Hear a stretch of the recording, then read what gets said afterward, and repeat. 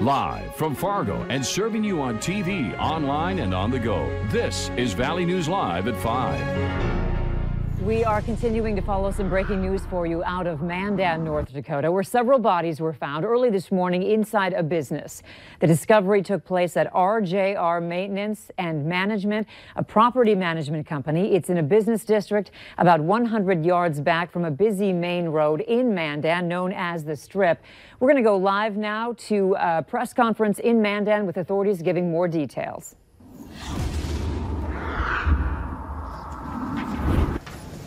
Yeah, pretty sure. So, all right, sounds good. Bye. All right, that is a live look at a... Oh, it sounds like they're just about to start. Reporters are getting in position. Let's listen. Thanks for the patience. It's been a long day for our city and for the police department and everybody involved in the investigation. I'm going to read a statement to you. I will open it up to questions, but just keep in mind that I might not be able to answer those questions because of the complexity of the case. On April 1st, approximately 7:30 a.m., Mandan Police Department responded to a medical call at RJR Maintenance and Management located at 1106 32nd Avenue, southeast in Mandan. Upon arriving, police officers discovered the bodies of 3 males and 1 female inside of the building. At this time, the bodies have not been positively identified, therefore the next of kin have not been notified. This is currently being treated as a multiple homicide investigation. North Dakota Bureau of Criminal Investigation is assisting with the processing of the crime scene, and there is no reasons based upon the information that we have that the public safety is at peril. Now I'll open up to any questions, and like I said, I'll try my best to answer them. If I can't answer them, I apologize up front. Can you tell us what the medical call was that you guys responded to this morning? It was a basic medical call. Paramedics and firefighters arrived, I believe, before we did. So it was just a call for service on medical. Can you tell us the nature of the injuries to those? It's currently an open investigation, and I would not want to speculate on injuries until the medical examiner report is completed. Can you tell us if the public has any reason to be in danger, if you guys are looking for a suspect at this point? As I said in my last statement, there is no reason based on the information that we have that the public is in any danger. Can you expound on that? Why you don't think the public is in danger? The crime scene is contained to where it's at, and there is no evidence based upon what we see that the public at large is in any danger from what happened there. It looks like an isolated incident. Do you have any suspects? Currently, we do not. It's still under investigation. So, as far as with suspects, we're not privy to tell you what our leads are right now. Were the victims all employed by RJR Maintenance?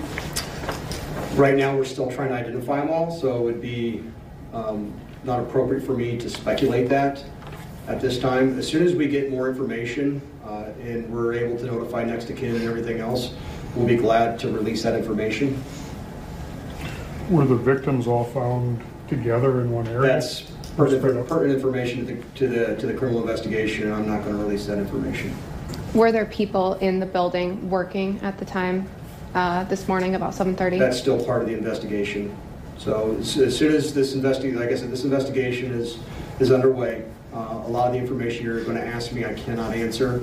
It's very important that our investigators have the ability to follow up and look into leads and everything else before any of those questions can be answered. Are your investigators? All right, that is a live press conference in Mandan regarding the 4 bodies, the 3 males, 1 female, found at RJR Maintenance and Management at 7:30 a.m. this morning when authorities were called. It was a medical call, as you heard. They couldn't talk about IDing. They are still trying to positively ID the bodies, so next of kin haven't been notified, but it is a multiple homicide investigation. And one more note, we were also learning a little earlier that a manager of the nearby bowling alley says police asked to see his business surveillance video, and he says it showed only a couple of vehicles on the road that separates the businesses, and that was since about 10 p.m. on Sunday. Stay with us here on Valley News Live. We'll continue to update this story on our website, valleynewslive.com. In other news, charges are possible against a Crookston man who police say led them on a high-speed chase before crashing into a tree early this morning. It happened just before 2 when an officer saw a vehicle making a turn near the intersection of University Avenue and Fisher Avenue without the turn signal on. The officer tried pulling the vehicle over, but say the suspect continued driving at speeds near 100 miles per hour. The driver, 29-year-old Jose Angel Trevino, eventually lost control of the vehicle and crashed into a tree. Trevino and a passenger were both arrested. Police say alcohol does appear to be a factor in that crash. We have our forecast for Red River flooding in Fargo, and it calls for a crest at 34 to 36 feet. Meteorologist Greg Gust with the National Weather Service in Grand Forks tells Valley News Live the river should reach that level sometime early next week. That is considered major flooding, but still manageable. Temperatures are expected to warm rapidly toward the end of this week and into next. So Gust and other flood experts say that will significantly increase runoff into the river. In Fargo, flood walls are going up starting today in parts of the city. Oak Grove is the first area getting the panels for this year's flood. Over the course of the next few days, the panels will be put in place on Elm Street and on 2nd Street downtown. Officials in Fargo and West Fargo are confident the cities are prepared. But the flood fight will be quite different in rural Cass County. At the Fargo-Cass County flood meeting, county leaders are warning people that overland flooding is going to be a problem this year. The county engineer says it already is in parts of the county. Officials say sandbag filling operations will continue in Cass County through Wednesday. And this reminder for drivers, crews have had to shut down Elm Street North in Fargo between 13th and 15th Avenues North because of the rising Red River. That closure started this past Saturday, and there's a detour in place on 3rd Street North. Elm Street will remain closed until the floodwaters recede. In the meantime, we are having another quiet day, and maybe that translates into a quiet evening, or maybe not. Hutch? All right, thanks so much, Andrea. Here is a look at the areas of concern from the central Red River Valley up near the Goose River, Mayville, Hillsboro, all the way down to the South Dakota border. The Red River under a state of flood warning from the Wahpeton-Breckenridge area to points north of Fargo. Many areas have the river outside of its banks. The Wild Rice River also rising very rapidly, as is the Buffalo River in portions of Clay County at Hawley and Dilworth. We're also seeing some issues along the Maple River in southern parts of the Cass County area near Enderlin. Many of these rivers will continue to rise, although some are expected to fall. And as far as tonight, we have some showers along the international border of rain. We'll keep our eyes on that. Here's a look at the Buffalo River at Dilworth, expected to continue rising through moderate flood stages. That will remain a problem all the way through midweek, then start declining. The South Buffalo River is very high, 16.13 feet now, and is expected to fall. That's good news. Here's a look at your forecast. Expect temperatures to stay in the 30s this evening. It'll be slightly breezy at about 10 to 15 miles per hour. Here in Fargo, I don't think we'll have too much of a chance of some showers. Likewise, it should be quiet in Grand Forks and heading into the low 30s. All right, thanks, Hutch. You bet.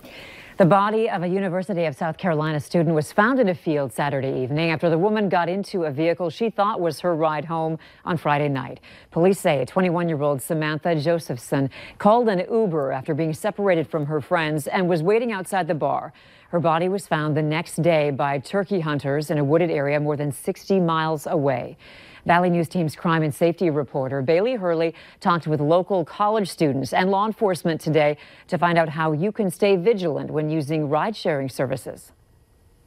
It is a little unsettling to get into a stranger's car. As the clock ticks closer to 2, Uber and Lyft drivers swarm the streets to give bar-goers a safe ride home. You definitely get in a car sometimes and have that sort of icky feeling like maybe this isn't the right place for me to be right now. But what should you do to make sure the ride you asked for is the ride you're getting? So you always want to be with a group of friends. Never take any sort of, even if it's a taxi, I would never take any sort of transportation by myself if you don't know the driver, and then always let someone else know where you are at all times. You always check the license plate and ask them who they are, their name, because it says it on there, and then make sure you have the right car. Both Lyft and Uber will tell you what kind of car is picking you up, as well as the name of the driver and their license plates. And the ride-sharing apps tell drivers just who they're picking up as well. If they don't know who you are, ask them to look at the app again if they don't know the answer. My suggestion would be to call for a different ride. Swenson adds even if it's not the fastest way to get home, it's always better to have someone ride with you. It's worth it to be a friend. If you're going out having fun, don't dump them at the end of the night when the fun is over. Make sure that everyone gets home safely. Saying even though there hasn't been a problem with suspicious Ubers in the valley, it's never a bad idea to double check your ride. God, yeah. I wish everyone would make sure you're getting in the right vehicle, because in this day and age, anything can happen. In Moorhead, Bailey Hurley, Valley News Live. Police say Josephson would not have been able to escape the vehicle once she realized her mistake as the child's safety locks were turned on inside. Police say 24-year-old Nathaniel Rowland is facing kidnapping and murder charges for the death of the young woman. Jury selection started today in the trial of a former Minneapolis police officer who fatally shot an unarmed woman in July of 2017. Mohammed Noor had nothing to say to reporters as he entered the Minneapolis courthouse today. Noor faces murder and manslaughter charges in the shooting death of Justine Damond. Authorities say the 33-year-old shot and killed Damond after she called 911 to report a possible crime in the alley behind her home. Noor's partner, who was driving the patrol car, said Noor fired from the passenger seat after Damond approached the driver's side window. Noor refused to speak to investigators about what happened and has since been fired. His attorneys haven't said whether he will testify at the trial, which is expected to last weeks. College basketball fans everywhere are itching to get their hands on tickets for the NCAA Final Four at U.S. Bank Stadium in Minneapolis this coming weekend. However, the Better Business Bureau is urging you to be careful about who you buy your tickets from.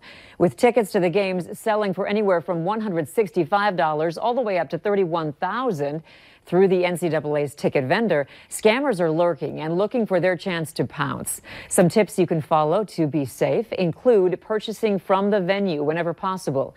Do a quick search of the seller to see what other customers have experienced, and make sure the site you're buying from has a web address. A driver's